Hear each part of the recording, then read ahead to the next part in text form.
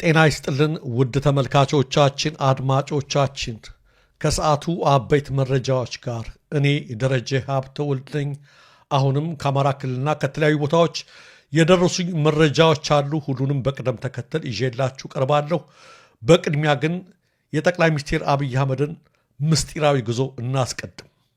ጠቅላይ ሚኒስትር አብይ አህመድ በዛሬው ዕለት ድምፃቸውን አጥፍተው ለስራ ጉብኝት አዘርባይጃን ዋና ከተማ ባኩ ገብተዋል።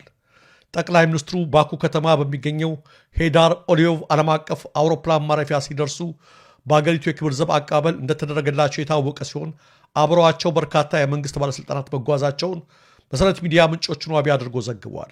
የአገሪቱ ምክትል ጠቅላይ ሚኒስትር ሳሚርና የውጭ ጉዳይ ኃላፊዎች በአቀባበሉ ላይ የተገኙ ሲሆን በመጪው ቀናት ከአገሪቱ ፕሬዝዳንት ኢልሃም አሊየቭ ጋር ተገናኝተው በሁለቱ ሀገራት ግንኙነት ዙሪያ እንደሚመክሩ ተገልጿል። በነዳጅና ጋዝ ምርቷ የምትታወቀው አዘርባይጃን በቅርብ ዓመታት ከበርካታ የአፍሪካ ሀገራት ጋር ግንኙነቷን እያጠናከረች ትገኛለች። የአብይ የአዘርባይጃን ጉዞ ከጦር መሳሪያ ሸመታ ጋር የተያዘ እንደሚሆን ይገመታል። በትንሹ ከ1000 አይነት በላይ ወታደራዊ መሳሪያዎችና ትጥቆችን እንደምታመርት የሚነገርላት አዘርባይጃን በጦርነት ላይ ላሉ ሀገራት መሳሪያዎች መሸጥም ትታወቃለች። የፋኖ ኃይሎች በአማራ ክልል በተካሄዱ ጦርነቶች በየጊዜው ከሚማርኳቸው መሳሪያዎች መካከልም አዘርባይጃን ሰራሾቹ ካዝሪ ኤኬ 74ኤም እና ፒኬኤም ክላሾች ይገኙባታል። የጠቅላይ ሚኒስትሩ ጉብኝት ይህ ዜና እስከወጣበት ጊዜ ድረስ በመንግስት ሚዲያዎች አልተገለጸም።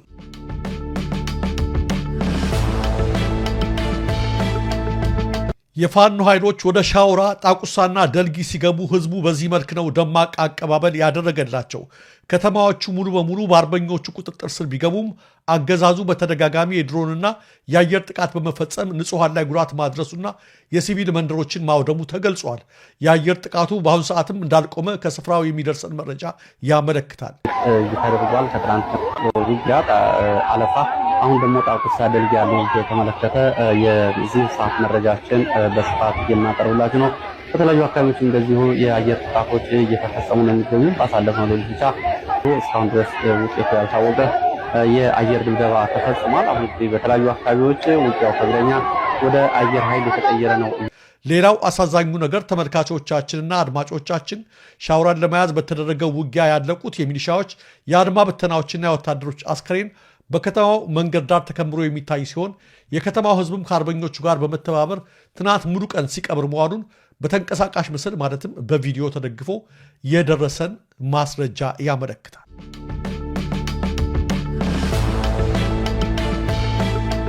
የፌዴሬሽን ምክር ቤትንና የምርጫ ቦርድ ውሳኔን በመቃወም ከነገ የካቲት 10 ቀን ጀምሮ በትግራይ ከተሞች የተቃውሞ ሰልፍ እንደሚደረግ ህወሓት ማስታወቁ ይታወሳል።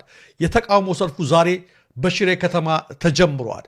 በተሽከርካሪዎች ጭምር ታጅቦ በተደረገው በዛሬው የሽሬ እንዳስላሴ ከተማ ሰልፍ ሰልፈኞቹ የፌዴሬሽን ምክር ቤት ውሳኔን አጥብቀው ተቃውመዋል። ሰልፉ ከነገ ጀምሮ በቀጣይ ቀናት በተለያዩ የትግራይ ከተሞች የሚደረግ ሲሆን በተለይም ባላማጣ በሚደረገው ሰልፍ ላይ የህወሓት ከፍተኛ አመራሮች እንደሚገኙበት ተገልጿል። ወልቃይትንና ራያን የፖለቲካ ቁማር መጫወቻ ያደረገው የኦህዴድ ብልጽግና አገዛዝ በአንድ በኩል ለፌዴሬሽን ምክር ቤት ሰብሳቢ ላገኘው ተሻገርና ለምርጫ ቦርድ፣ በሌላ በኩል ለፍርድ ቤት የተለያየ መመሪያ በመስጠት ድራማውን እያጦዘው ይገኛል። ይህን የአብይ አህመድ ድራማ የተለያየ ገጸ ባህሪ ተላብሰው እንዲጫወቱም የተመደቡት የስምረት ፓርቲና የአብን አመራሮች በጥሩ ሁኔታ እየተወኑት ይገኛሉ። ሆኖም ደራሲው ቀሽ መሆኑን የተገነዘቡ በርካታ የአማራና የትግራይ አክቲቪስቶች በማህበራዊ ትስስር ገጾቻቸው ላይ ከእንግዲህ በእናንተ ሴራ አማራውና ተጋሩ ወደ እርስ በርስ ግጭት አይገቡም፣ ድራማችሁን ለራሳችሁ አድርጉት የሚል አስተያየቶችን እየጻፉ ናቸው።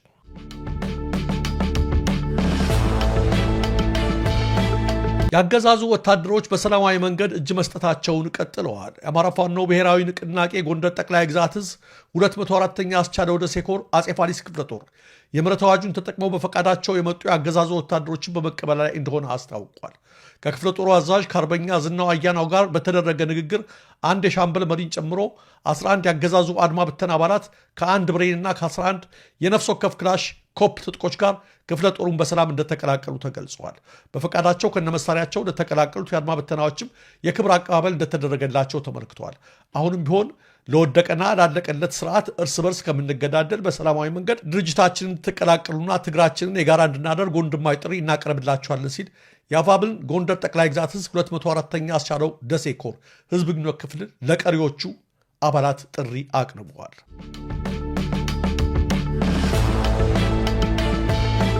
ከአብይ አህመድ ጋር ለመነጋገር ተደጋጋሚ ጥያቄ ባቀርብም ፈቃደኛ ሊሆንልኝ አልቻለም ሲሉ ጀነራል አልቡርሃን ተናገሩ። የሱዳን የሽግግር ምክር ቤት ሊቀመንበር ጀነራል አልቡርሃን ይህን ያሉት በሀገራቸው ወቅታዊ ሁኔታና በቀጠናው ግጭት ዙሪያ ከአሜሪካዊ ተንታኝ ከካሜሮን ሱርሰን ጋር ባደረጉት ቆይታ ነው። ጀነራሉ በዚሁ ቆይታቸው ከኢትዮጵያ ወደ ፈጣን ደጋፊ ኃይሎች እየተደረገ ያለው ወታደራዊ አቅርቦት እጅግ እንዳሳሰባቸው በግልጽ ተናግረዋል። ጉዳዩን ከኢትዮጵያ መሪዎች ጋር በመወያየት ለመፍታት በተደጋጋሚ ወደ አዲስ አበባ ለመሄድ ጥያቄ ባቀርብም ከአዲስ አበባ በኩል ምላሽ አልተሰጠኝም ነው ያሉት አልቡርሃን።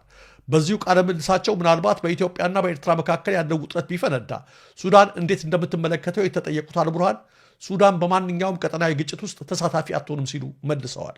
ካርቱም ለማንኛውም ወገን ያለመወገን ፖሊሲ እንደምትከተል የገለጹት ጀነራሉ በዛም በኩል ኢትዮጵያ በሱዳን ጦርነት ውስጥ ጣልቃ እንድትገባና ቀውሱ ዓለም አቀፋዊ መልክ እንዲይዝ አንፈልግም ብለዋል።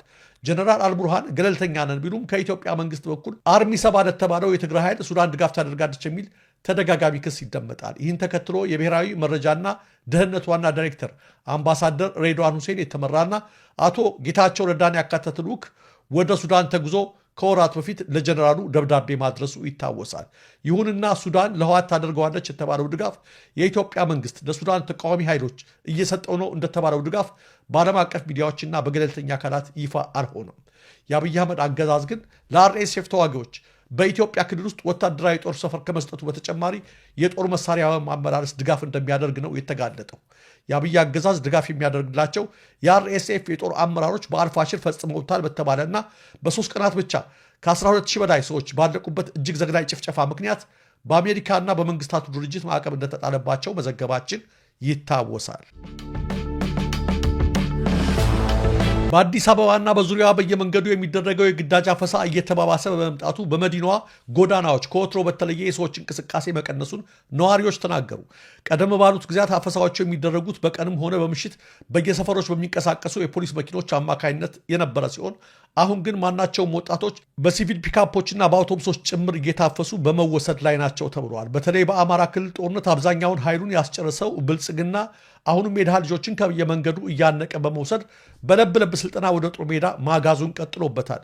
ልጆቻቸው ታፍሰውባቸው ወደ ተለያዩ ማጎሪያዎች የተወሰዱባቸው ወላጆች ሌላው ቀርቶ ያሉበትን ቦታ እንኳን ሊያሳውቁን ስላልቻሉ በጭንቀት ላይ እንገኛለን ብለዋል። በአሁኑ ሰዓትም አፈሳው በበርካታ የመዲናዋ ሰፈሮች በመቀጠሉና ምሽት ላይም ስለሚበረታ ሰራተኛም ሆኑ ስራ የሌላቸው ወጣቶች ከቀኑ 12 ሰዓት በኋላ እንዳያመሹ ምክራቸውን አስተላልፈዋል። ዓለም አቀፉ የሰብአዊ መብት ተሟጋች ተቋም ሂውማን ራይትስ ዎች የኢትዮጵያ መገናኛ ብዙሃን ባለስልጣን የአዲስ ስታንዳርድን የሥራ ፈቃድ ለመሰረዝ ያስተላለፈውን ውሳኔ አወገዘ።